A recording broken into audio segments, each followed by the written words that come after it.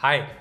हर 10 में से 7 एस्पिरेंट जो हमारे गाइडेंस प्रोग्राम में आते हैं उन्हें सबसे ज़्यादा डर सीड के पार्ट ए से ही लगता है, और डरना भी ज़रूरी है। मास्टर्स में पार्ट ए क्लियर नहीं होगा तो पार्ट बी कितना भी अच्छा चला जाए वो इवैल्यूएट ही नहीं होगा। बैचलर्स में आउट ऑफ 300 240 मार्क्स के आसपास तो सिर्फ पार्ट ए के ही होते हैं, तो पार्ट ए के क्वेश्चन से बच नहीं सकते अगर आपको IIT जाना है डिज़ाइन पढ़ने के लिए। तो आज मैं पार्ट ए के बारे में ही बात करने वाला हूँ, और क्योंकि वीडियो थोड़ा सा लेंदी हो सकता है तो मैं पहले आपको थोड़ा फ्लो बता देता हूँ इस वीडियो का। तो इस वीडियो में मैं बात करने वाला हूँ सबसे पहले how to drive motivation to solve questions in part A.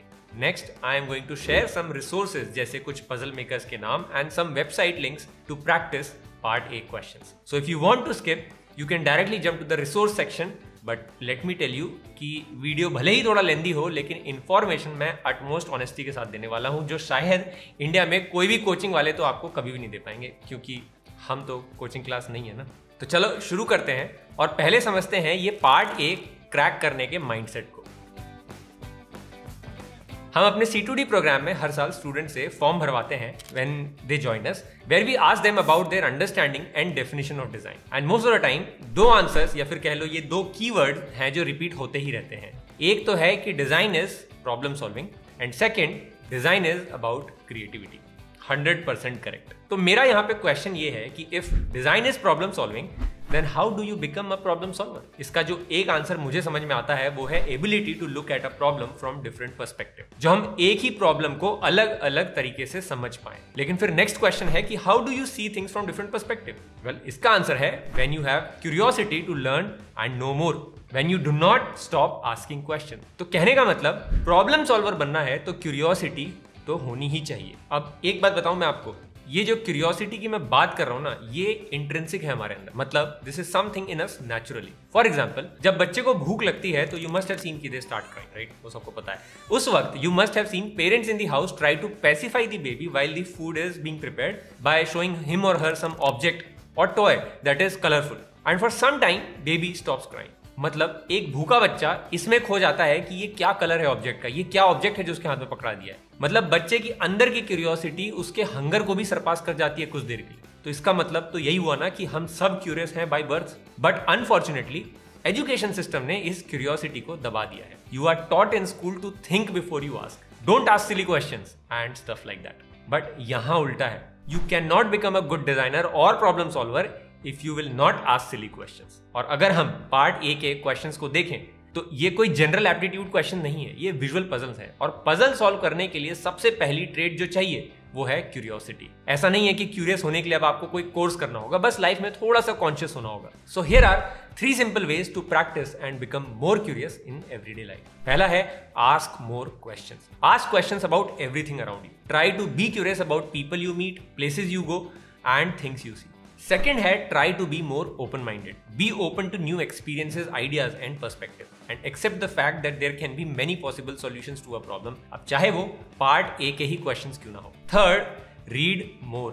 Read books, watch documentaries and explore different cultures and experiences. बस इतना ही करना है in your daily life and I am sure you will see changes in yourself in no time. अब अभी आपको लग रहा होगा कि मैं ये क्या बातें कर रहा हूँ एग्जाम प्रिपरेशन के नाम पर, है कि नहीं? यकीन मानो एक्सपीरियंस से बता रहा हूँ एक भी बात जो बता रहा हूँ आपको। सिर्फ क्वेश्चन सॉल्व कर लेने से, एग्जाम क्रैक कर लेने से डिजाइनर नहीं बन जाते। बट एनीवेज आगे बढ़ते हैं और बात करते हैं how to solve part A questions. चलो पहले समझते हैं कि आता क्या है पार्ट ए में। कुछ रिडल्स, कुछ विजुअल पजल्स और थ्योरी टॉपिक्स। हालांकि थ्योरी टॉपिक्स अब आना ऑलमोस्ट बंद हो चुके हैं, लेकिन मेरा मानना है कि थोड़ा बहुत थ्योरी टॉपिक्स पढ़ लेना चाहिए व्हाइल प्रिपेयरिंग। इसके अपने फायदे हैं in the later stage of the exam. लेकिन बात आके अटकती है कि पार्ट ए के पजल्स और रिडल्स बेस्ड क्वेश्चन प्रैक्टिस कहां से करें। इसके लिए 2 पॉइंटर्स पे बात करना चाहता हूं मैं। एक तो importance of basic maths and science. Part A में अच्छा परफॉर्म करना है तो सबसे पहले बेसिक मैथ्स और साइंस को इग्नोर नहीं कर सकते। लेकिन घबराओ नहीं, मैं सिर्फ 10th तक की मैथ्स और साइंस की बात कर रहा हूँ। 10th की मैथ साइंस ना जनरल अवेयरनेस है, इतना तो आपको पता ही होना चाहिए लाइफ में कुछ भी आगे पढ़ना या सीखना चाहते हो तो। और नेक्स्ट है कुछ resources to get started with part A. सबसे पहले है कुछ फेमस पजल मेकर्स जिनके क्वेश्चंस से इन्फ्लुएंस्ड क्वेश्चंस आपको मिल जाएंगे एग्जाम में। उनमें सबसे पहला नाम है मार्टिन गार्डनर का। Some books by Martin Gardner are available on internet for free. काफी सारे क्वेश्चंस USEED और सीड में मार्टिन गार्डनर के फेमस मैथ्स पजल से लिए हुए हैं और आप ये देख भी सकते हो एग्जाम में। सेकंड पजल मेकर हैं इवान मैस्कोविच। इनके भी विजुअल पजल्स काफी मजेदार होते हैं और बिल्कुल डिजाइन एग्जाम ओरिएंटेड ही होते हैं जैसे एग्जाम में पूछे जाते हैं। थर्ड, एक और फेमस पजल मेकर हैं सैम लॉयड। इनसे रिलेटेड बहुत सारा मटेरियल आपको बहुत आसानी से इंटरनेट पर मिल जाएगा। अब देखो, ऐसे पजल मेकर्स तो मैं बहुत सारे आपके साथ डिस्कस कर सकता हूँ और नाम ले सकता हूँ, लेकिन अभी तक जो मैंने आपके साथ ये सारे नाम बताए, इनसे रिलेटेड आपको कंटेंट बहुत आसानी से मिल जाएगा इंटरनेट पे। You can try solving these questions to get a feel कि एग्जाम में कैसे क्वेश्चंस आते हैं। Next, there are some websites that will help you in part A questions. वैसे तो मेरा मानना है कि यूसीड और सीड के कंबाइंड क्वेश्चंस ही इतने सारे हो जाते हैं कि that is enough to crack exam. But अगर आप सेकंड या थर्ड अटेम्प्ट के स्टूडेंट हो तो अब तक आपको सारे आंसर्स याद हो चुके होंगे। तो ये है कुछ websites to practise questions in part A. सबसे पहले मेरा फेवरेट brilliant.org।